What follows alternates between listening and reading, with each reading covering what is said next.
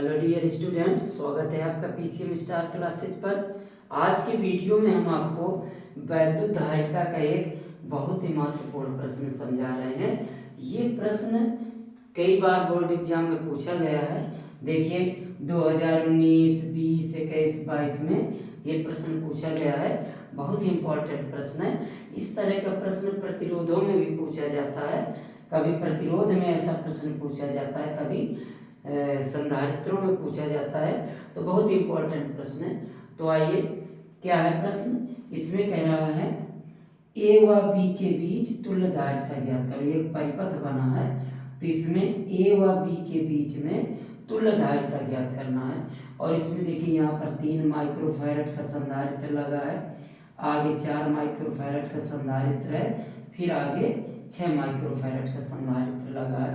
इस प्रकार से यहाँ पर मान लीजिए 5 कर देते, 5 माइक्रोफैरड है, 5 माइक्रोफैरड का संधारित्र लगा है। तो यहाँ ए व बी के बीच आपको तुल्य धारिता ज्ञात करना है। तो डियर स्टूडेंट, सबसे पहले आपको ये देखना है कि ये तीनों संधारित्र किस क्रम पे हैं। अधिकतर स्टूडेंट गलती कर देते हैं, वो इन तीनों को श्रेणी क्रम में मान लेते हैं कि ये तीनों श्रेणी क्रम में हैं, लेकिन ये तीनों श्रेणी क्रम में नहीं है। देखिए श्रेणी क्रम में कब होते हैं? मान लीजिए इस तरह से एक संधारित्र ये है, फिर एक संधारित्र, इस तरह से अगर जोड़ते चले जाते हैं तो ये श्रेणी क्रम कहलाते हैं। ओके, लेकिन इनमें देखिए, अब अगर ये श्रेणी क्रम में है तो इनमें देखो कहीं पर बीच में कोई, मतलब एक ही रास्ते पर है। लेकिन इनमें देखिए, इसमें आप यहाँ से यहाँ तक आइए तो देखिए ये एक रास्ता इधर हो गया, एक रास्ता इधर चला गया है। या और आगे बढ़ते हैं तो फिर देखिए एक रास्ता इधर, एक रास्ता इधर है। तो इस प्रकार से अगर एक ही रास्ते में है तो वो क्या कहलाते हैं? श्रेणी क्रम कहलाते हैं। अब यहाँ पर देखिए ये तीनों जो संधारित्र है ये श्रेणी क्रम पे नहीं है। अधिकतर स्टूडेंट इनको श्रेणी क्रम में मान करके हल कर देते हैं, गलत हो जाता है। तो ये तीनों किस क्रम पे हैं? समांतर क्रम में है। ओके, तीनों किस क्रम पे हैं? समांतर क्रम में। हम श्रेणी क्रम में जब जोड़ना होता है संधारित्र को तो कैसे जोड़ते हैं? जैसे मान लीजिए ये एक संधारित्र है। ओके, अब इस संधारित्र की दूसरी प्लेट को दूसरे संधारित्र की पहली प्लेट से जोड़ देते हैं, फिर दूसरे संधारित्र की दूसरी प्लेट को तीसरे संधारित्र की पहली प्लेट से ऐसे जोड़ते चले जाते हैं। तो ये श्रेणी क्रम है।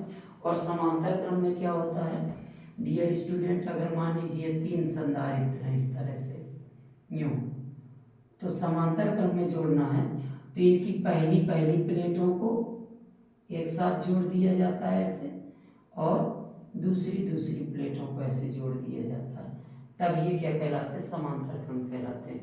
ओके, अब इसमें देखिए यहाँ पर टर्मिनल ए है, तो जैसे इसकी देखिए एक प्लेट ये हो गई, ये प्लेट यहाँ जुड़ी है टर्मिनल ए से।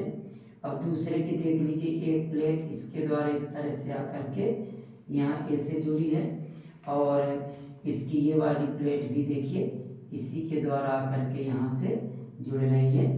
तो यानी प्रत्येक संधारित्र की एक एक प्लेटें किससे जुड़ी है? टर्मिनल ए से, और एक एक प्लेटें देखिए टर्मिनल बी से जुड़ी हैं। यहाँ से जैसे इसकी ये हो गई, और इसकी ये वाली देखिए ऐसे ला करके यहाँ से जुड़ेगी, और इसकी ये डायरेक्ट ऐसे आकर के ये भी इसी से जुड़ी है। तो इस प्रकार से ये जो संयोजन दिया है तो ये श्रेणी क्रम संयोजन नहीं है। ये कौन सा संयोजन है? समांतर क्रम संयोजन। ओके, तो ध्यान रखना है, इस तरह का अगर प्रश्न आता है तो गलती मत करिएगा।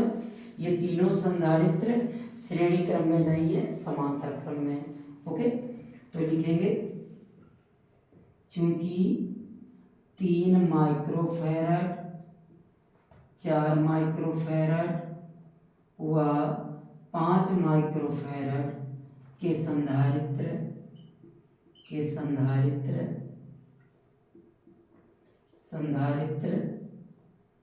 समांतर क्रम में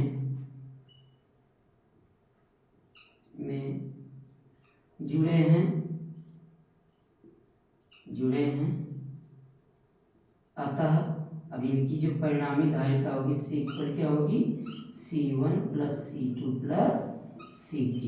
तो C1 कितना 3 माइक्रोफैरड 3 और ये कितना है 4 और प्लस 5, तो इस प्रकार कितना आ जाएगा 12 माइक्रोफैरड। ओके, तो ध्यान रखिएगा अगर ये प्रश्न आता है तो जल्दीबाजी मत करिएगा। ये तीनों किस क्रम पे समांतर क्रम में। एक और मोटी पहचान बताएं, देखिए अगर संधारित्र लगे हैं इस तरह से और उनके बीच में कोई ऑब्स्टेकल नहीं है, कोई टर्मिनल नहीं है, कोई बाधा नहीं है, एकदम सीधे रास्ते पर हैं, तो वो श्रेणी क्रम है। इसमें देखिए यहाँ देखिए इधर से चलते हैं तो यहाँ से यहाँ तक आए, अब एक टर्मिनल इधर लगा है, अगर ये टर्मिनल नहीं होते, ये भी नहीं होता, तो श्रेणी क्रम हो जाता। ओके, तो ध्यान रखिएगा डियर स्टूडेंट, बहुत इंपॉर्टेंट सवाल है। तो उम्मीद करते हैं कि ये वीडियो आपको पसंद आया होगा। अगर वीडियो पसंद आया हो तो प्लीज़ इसको लाइक और शेयर जरूर करें। Thank you.